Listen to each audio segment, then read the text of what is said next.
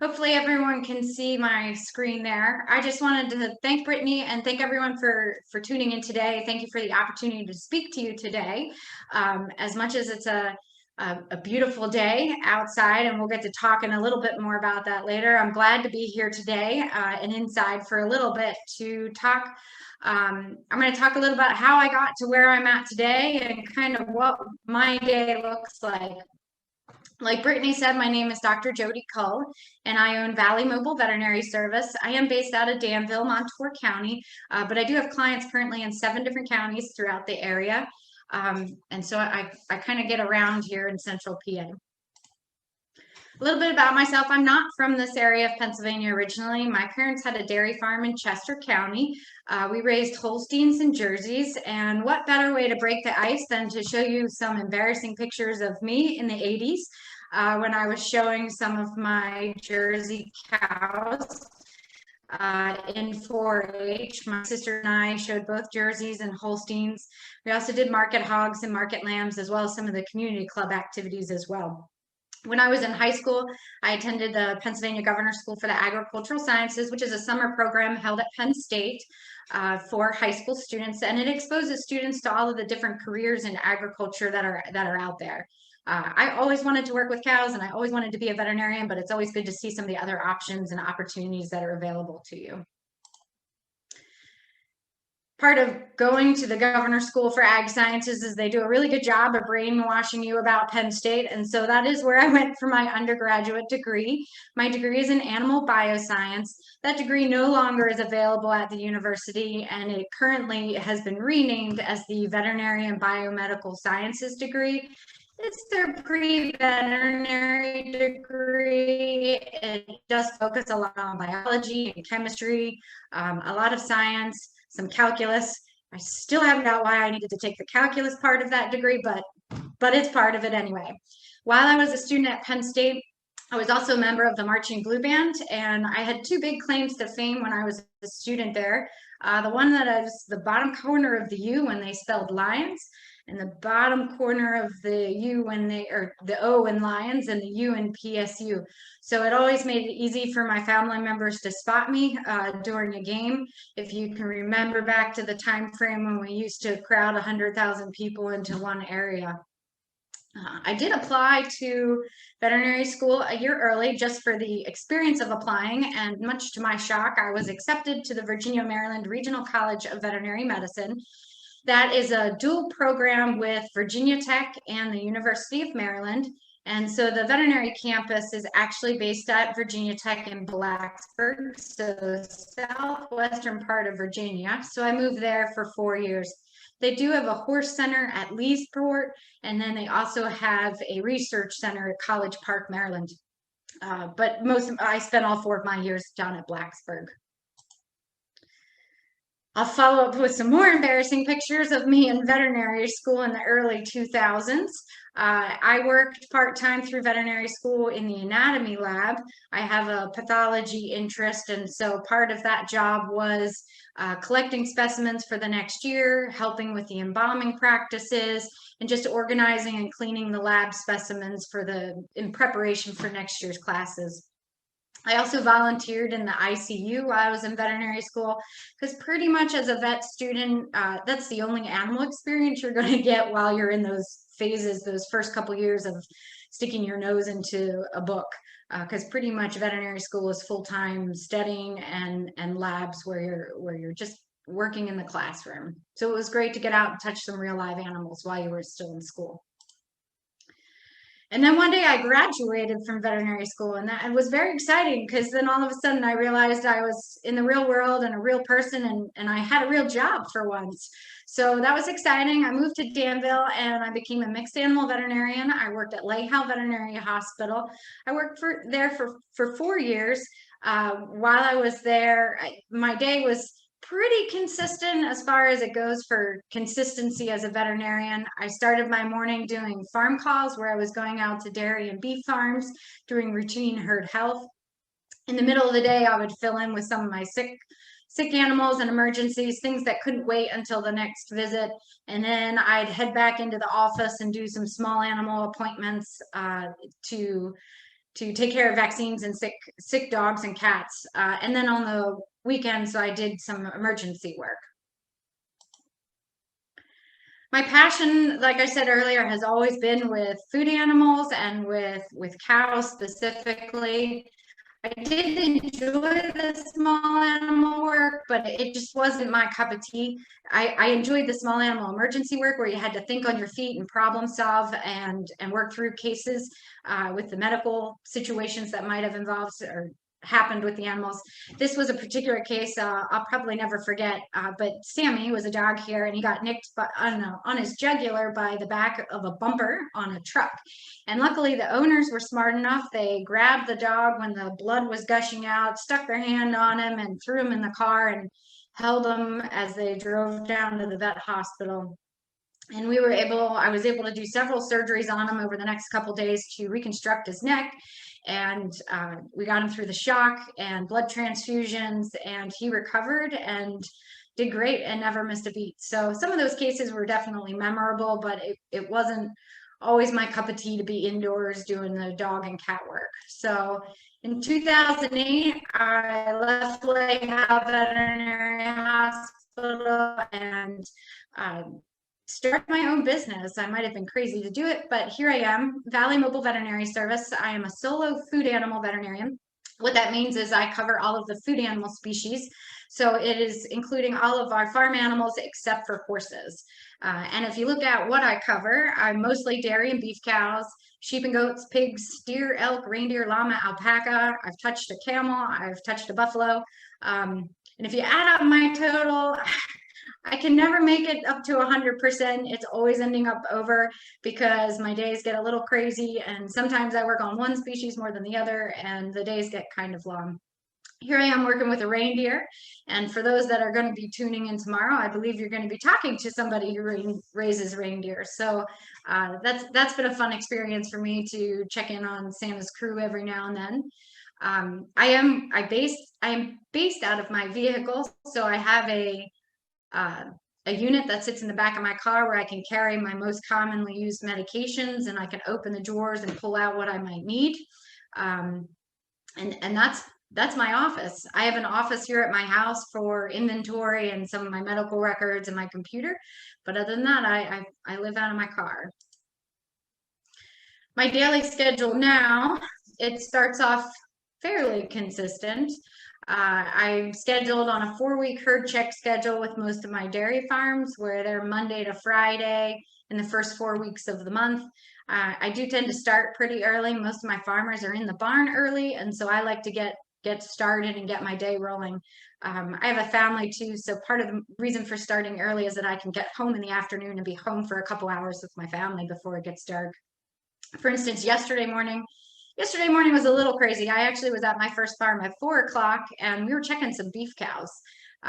So that was an early morning when the alarm went off, but that's okay.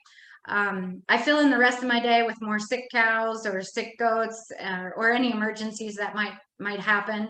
I do try to schedule some time to be home to do some of my office paperwork, some of my phone calls, and catch up on some of my emails because that part of the job still needs to go on at the same time.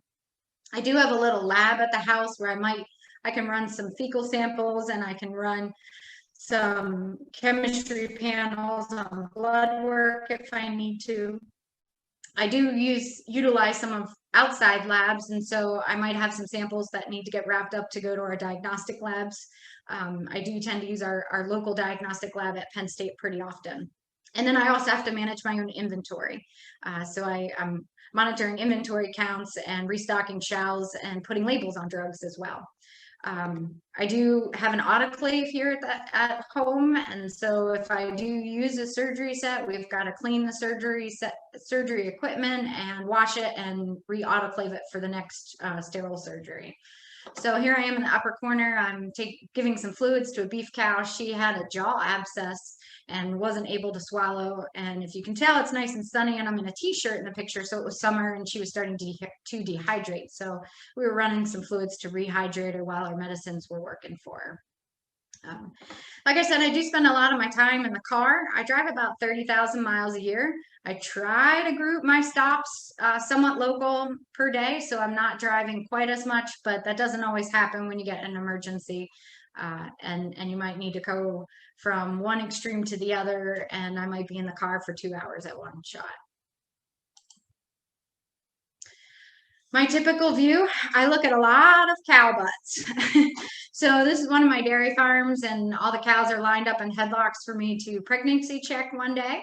And this is a 500 cow dairy, and we will routinely do it there. I'm there about every other week, and we'll routinely do about 80 or 90 cows every other week to pregnancy check. We also do I check them to make sure that your uterus is cleaning and that it's back to normal and that they're starting to cycle after they've calved again. And then sometimes we'll even do a recheck just to make sure everything is healthy with the pregnancy.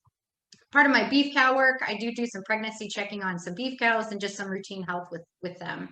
So I thought I'd share a few pictures of some of my farms. For those that do know me, I love to take pictures. I take a lot of pictures, and I like to remember my cases through pictures. And thankfully, the smartphone has been a great invention for that. I used to lug around a big camera, and then you'd have to bring the card in and put it on your computer. And thankfully, we've got smartphones to do all of that right now. This is a cow. These top three pictures, she was quite comical. We were actually treating her for just being off feed, and her stomach wasn't working quite right. And the farmer and I were going to go give her some pills. And I said, oh, look, she's missing her two front incisors. Cows do only have incisors on the bottom part of their jaw. They don't have any upper incisors in the front. And I said, oh, look, she's missing her two front incisors. It's not a big deal for a cow. They can function perfectly fine without all 8 of those incisors. But then when we went to lift up her lip to give her the pills, I said, no, wait, those incisors are there.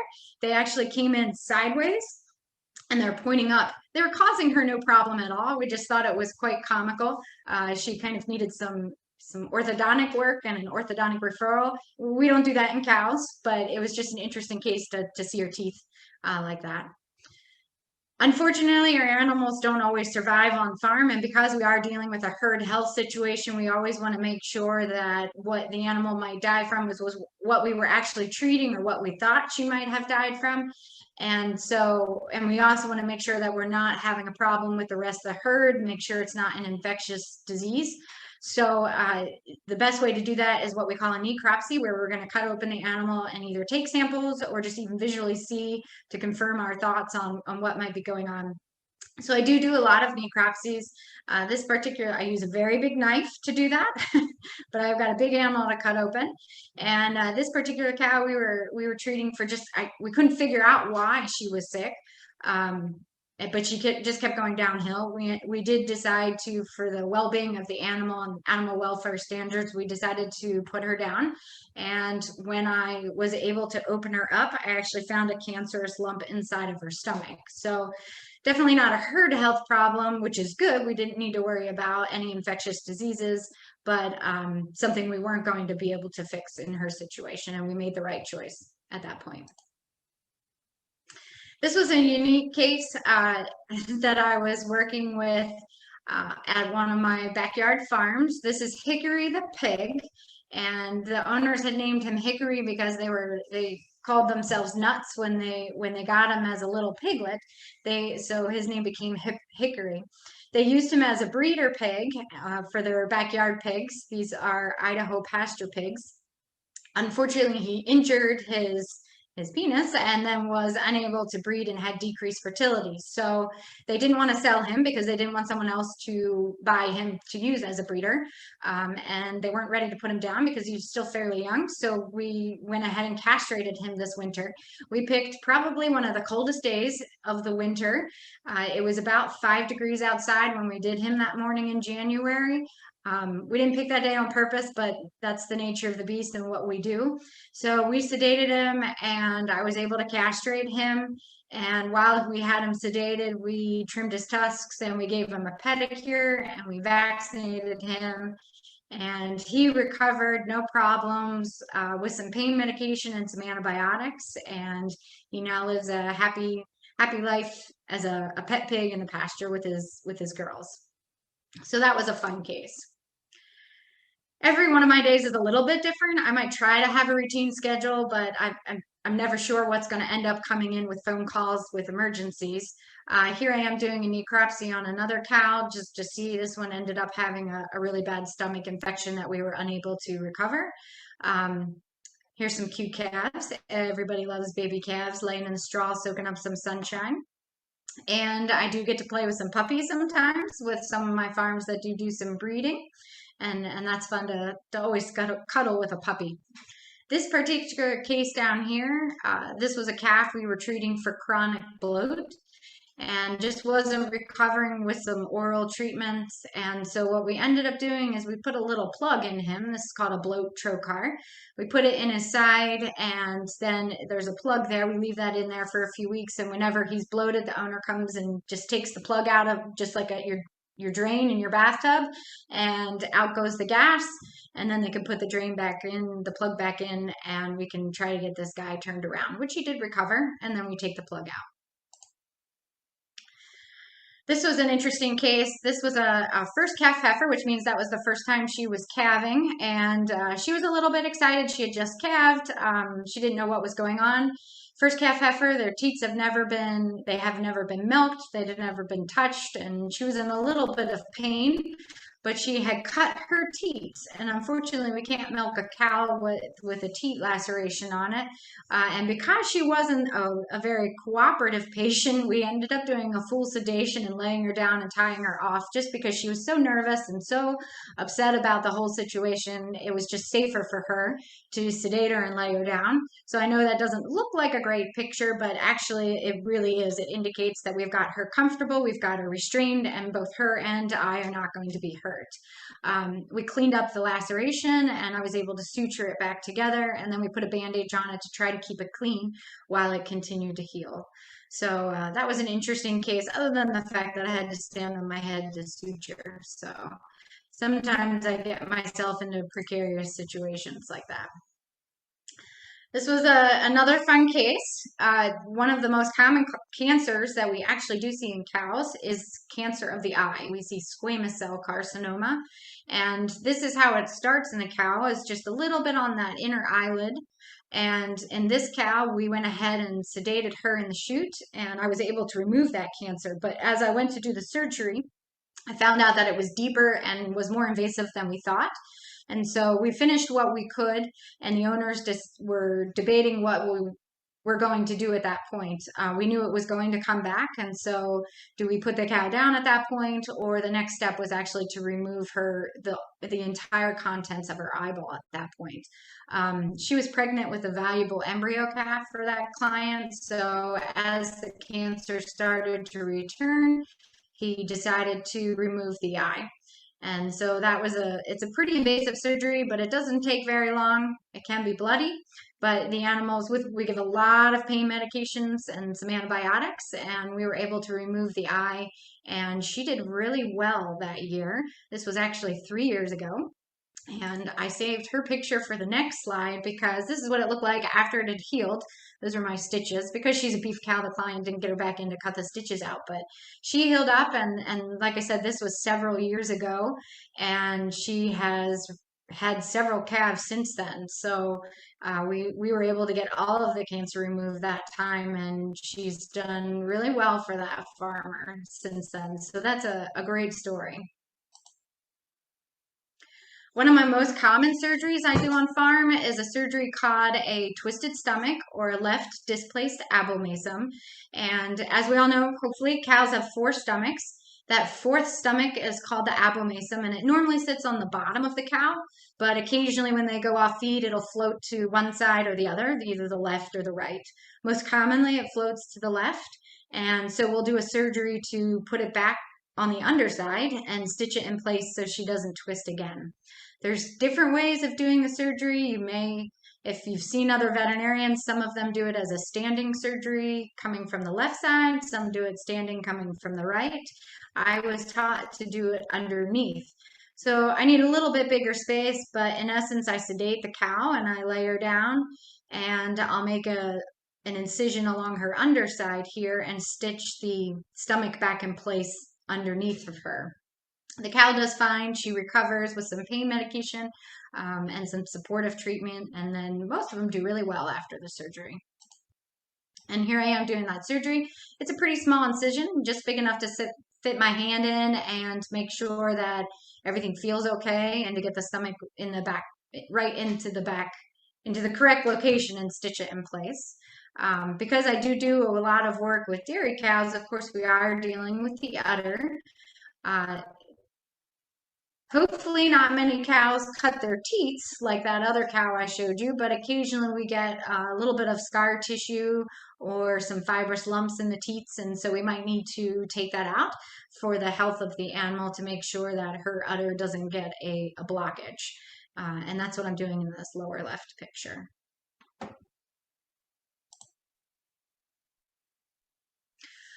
A lot of what I do on farms, besides some of those fun cases that I show you, is some consultation services. So almost all of our farms are part of the National Farm Program, which is Farmers Assuring Responsible Management. And with that involves writing protocols on the farm so that everybody that is familiar with the farm or that might step onto the farm, either animal handling, feeding animals, how we're going to handle some of our sick cows, and our treatment protocols. Everything's written down. It's basically an SOP for the farm. Every farm's SOP is going to be a little bit different, and so we do need to work on that with every farm. We also need to update them pretty often. We try for every year to update them and make sure that everybody is on the same plane of understanding what our goal is on the farm. So we do write a lot of protocols, and I'm doing some consultation over here where we are writing some protocols. I do some client education meetings, some client training, and some employee training. Sometimes I'm sure everybody's been in the same position where sometimes it sounds better coming from somebody else. And so that's my job. That's what I get paid to do on some farms, is to come in and be the trainer and be the educator to the employees that are on the farm. And then some of what I talked about with the necropsies is doing some diagnostic problem solving, where we are trying to investigate some of those infectious causes and how that might affect the herd, and where we need to move with the herd forward to keep everything in a positive light. This picture in the upper right is, you might look at that one and say, well, that's not a barn. There's no animals in there. This one is actually pretty exciting. Some of my farms are able to do some new construction, and this is a farm that is putting in a new robot barn. Today is actually their open house for the robot barn, so the barn looks a little bit different than this picture from back in December. Tomorrow will be the first day they're going to move those cows into the robots, and they're going to get milked in the robots for the first time. So I know the cows don't know it's coming, but it's going to be an exciting day for them, an exciting week for the farmers as we transition and train all the workers and train the cows to handle eating in the robot and getting milked in the robot. So that's a very exciting opportunity for that farmer. This is one of my farms where we were doing some nutrition consult work, and so I was watching the feeding management as the feed cart went through and fed the cows. I was doing a milking consult in the bottom left-hand corner to work with the employees on proper milking techniques to make sure that we were cleaning the teats and disinfecting the teats and the udders, and that we were having a good letdown of the milk for the cows, so that it was to keep the cows moving through the parlor, and also to keep their udders and the milk quality where we need it to be.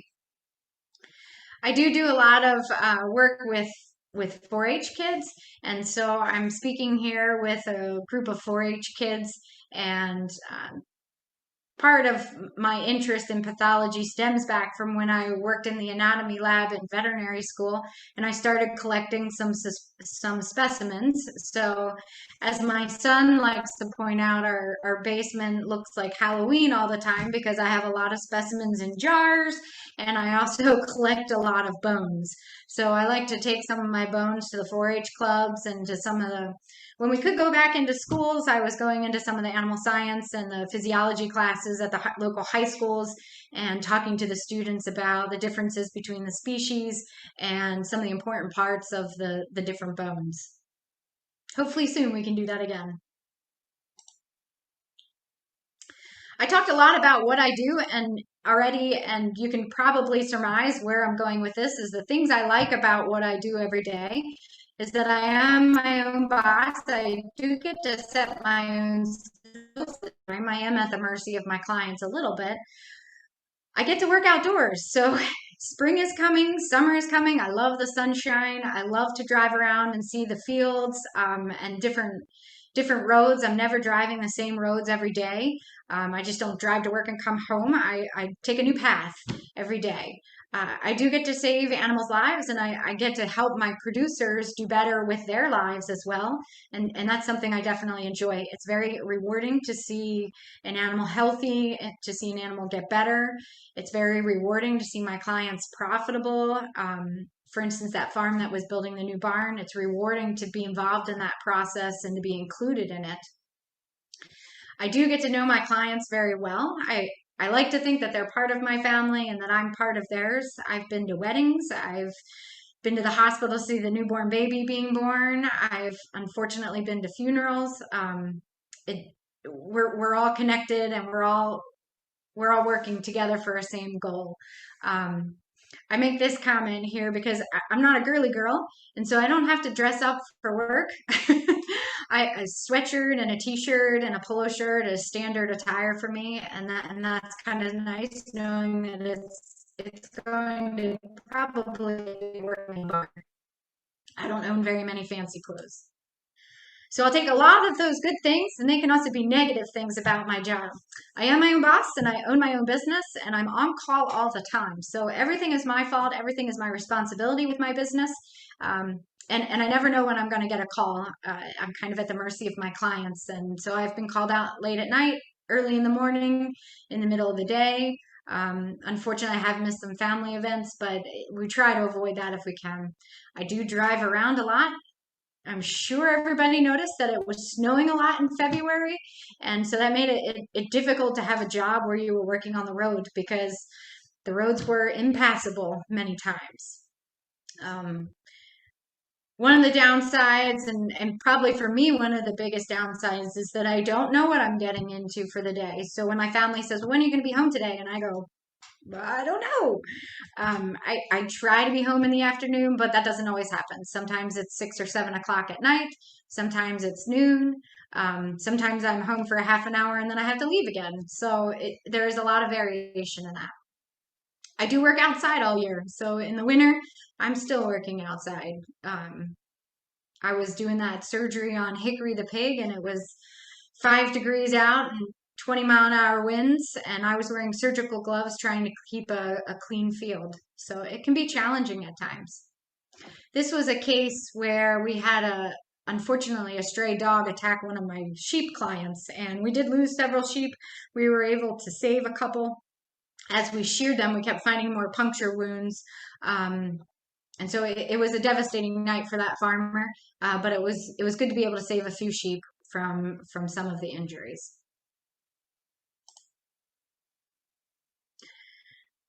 This slide, not to talk into finances a little bit, but I'd be doing a disservice to the veterinary industry if I didn't bring up the fact about the veterinary debt to income ratio. It's a big concern in the veterinary industry, and those of the powers that be in the universities are working on how we can solve this crisis that happens. But the average veterinary student is graduating with $250,000 to $300,000 in debt, so it costs a lot to go to veterinary school. You tend to be a little bit older because you are either it's so hard to get into veterinary school, so maybe you work for a few years and then you go to veterinary school, or that it's just maybe you do a little bit more past veterinary school. You go and do an internship or a residency.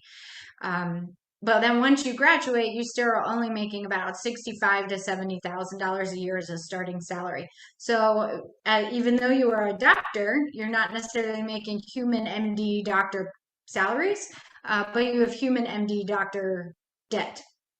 And so it's definitely a challenge. It's something that anybody who's interested in veterinary medicine or anybody who works in the veterinary field or preparing students to be a veterinarian need to discuss this and be aware of some of these limitations and how to plan for that once you graduate. Besides being a private practitioner or a general practice practitioner just like me, there are some other things that you can do in veterinary medicine, and I always like to talk about that and to make sure that people are aware that it's not just those that are the boots on the ground out in the field or in the small animal veterinary hospitals that are veterinarians. We have veterinarians working with USDA, FSIS, NIH, doing a lot of studying currently on biosecurity and bioterrorism. Veterinarians are involved in our food safety system, as well as things like vaccine research as well. The pharmaceutical industry does tend to hire veterinarians as well for both research and technical services to help with any things like allergic reactions or just even more studies on vaccines. You can teach both in high school, college, technical school, or extension as a veterinarian. And then, of course, there's your wildlife veterinarians that may work in zoos or aquariums, the Game Commission, or do research as well. And then the military hires veterinarians as well. So you could be a base veterinarian, or you could be doing research in food safety, or even working on some of the animals that are actually in combat as well. This picture up here, I thought I would share, is a picture of this is a chunk of lung off of a calf. And so part of our pathology and diagnostic services is determining maybe how that calf died and whether or not it died before it was born or during the birth. And so what we can do is we can take a piece of the lung after it's dead and we stick it in a cup of water. Because lungs are filled with air, if the animal took a breath, like it was being born, then the lung tissue will float in the water. If the lung tissue sinks to the bottom of the water, then the animal never took a breath. And so that's one way we can determine kind of a timeline of when the animal might have died if it was just found born dead. This was an extension producer meeting that I was speaking at where we were talking to a group of beef producers. Everybody loves babies. And so I thought I'd share a few pictures from some of the baby goats and sheep that I've helped this season. This was a baby goat or a goat that was having trouble delivering babies. Their legs like to get kind of tangled, and so it's a matter of figuring out which leg belongs to which baby and then helping it be born. So that's always fun. I did this little goat just last week in the snowstorm that we had last week, the surprise snowstorm. And it was a little goat and she was struggling. We had the head was turned sideways. And so I had to flip the head around and then we were able to get the baby out. So it was exciting to see it alive. Sometimes my emergencies come to me, and so that's my garage door in the back of this one. This was a night emergency a couple weeks ago where they brought this goat had unfortunately got stepped on by mom, and we had a leg injury, and so they brought the little goat kid to my house because it was easier to transport that to my house. And then these were some lambs that I helped deliver a few weeks ago, another case of tangled legs. A new service I started providing a few years ago is doing bull breeding soundness exams. I've been focusing a lot on the girl side of reproduction in our animal world, and that's extremely important because if those mamas don't have babies, then we don't continue our herds, and then for lactating cows, we won't make milk. But it's very important to focus on the male side of that fertility part, and so we got to make sure that the boys are able to do their job as well. And so I started doing bull breeding soundness exams. And what that involves is we're going to put the bull into the chute and we're going to collect a sample right there at the farm. And I have to check for motility to make sure all of our swimmers are swimming. And then I take that sample home and then I'll look under the microscope. And in the upper right hand corner, you can see all the little swimmers. And we check to make sure that the swimmers are, all of their pieces are together and that they're in the right shape and size and formation and that everything looks good. these are just examples of pictures of what my lab looks like when I take it on the road to do these bull breeding soundness exams. We have to get sometimes a little creative. I'm using a rain barrel here for my microscope. I'm using a water tub for my lab table at this particular place. So always a little bit of ingenuity on the farm. I've got a few more pictures. This bottom right-hand corner, I do try to multitask a lot. And so a client caught this picture of me pregnancy checking a cow. It's a rectal exam, and I'm wearing an ultrasound around my waist.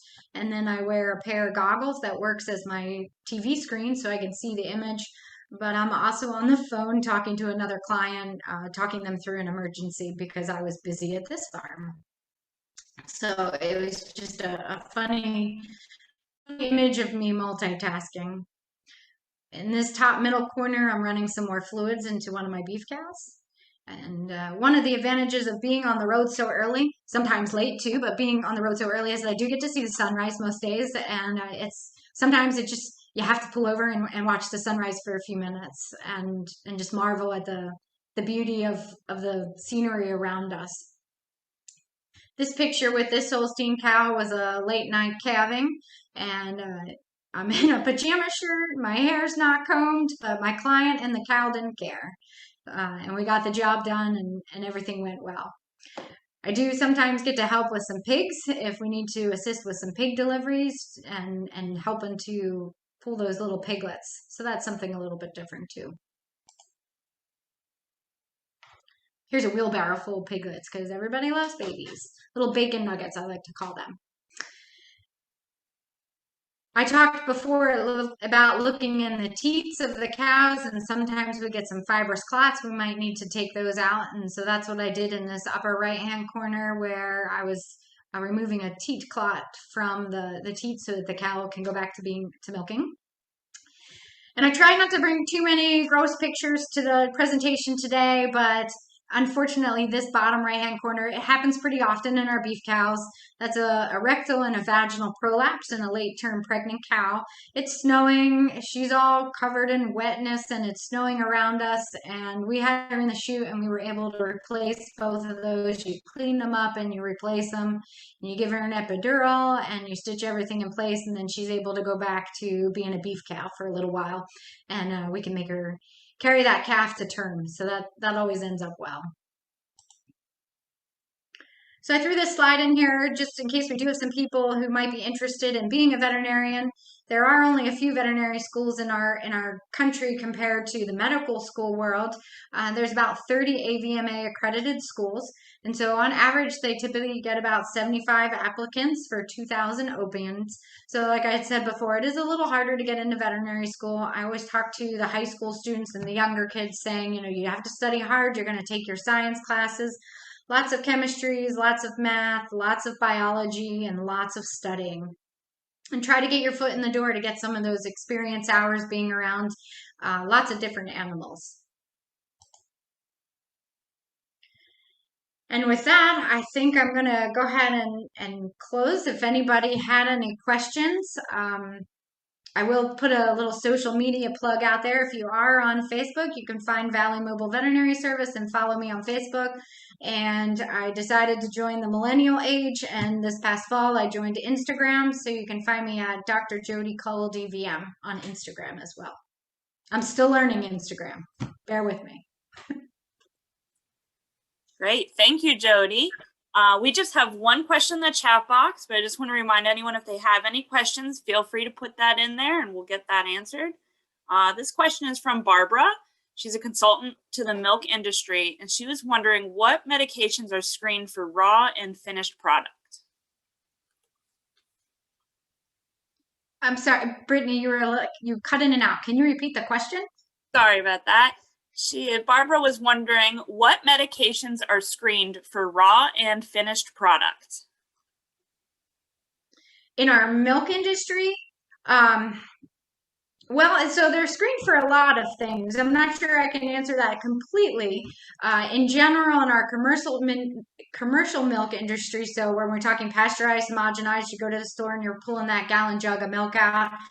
On average, our milk is going to be tested 7 different times from when it leaves the cow to when it shows up on the shelf to check for our most common routine antibiotics. Typically, we are looking for drugs like penicillin. That's going to be one of our biggest medications that we're looking for.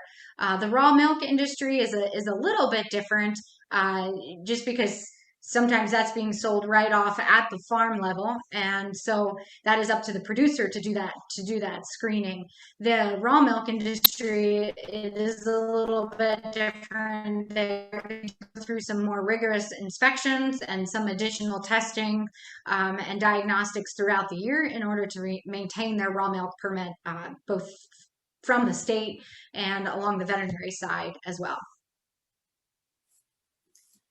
Great. I'm not seeing any other questions come in, but lots of thank yous. Everyone, sounds like everyone really enjoyed your presentation. If anyone has any other questions, I'll give it about 20 seconds if you want to throw them in there. Do you want me to stop sharing my computer? Oh, that's fine. You can stop sharing if you'd like. Well, if no one else has any questions, I thank everyone for coming out and listening to Jody speak. Jody, thank you so much for sharing your stories with us. It was very entertaining. Thank you for taking some time out of your busy schedule to come talk to us today. For anyone that's interested, tomorrow we're going to be talking about some large animals. So I invite everyone to come out tomorrow at noon. We're going to be hearing from Cassandra Hoover from Spruce Run Farm, and she's going to be talking about raising reindeer for profit. So that'll be really interesting. So with that, if there's no other questions, we're done for the day. Thank you, Jody. Thank you for the opportunity, everybody.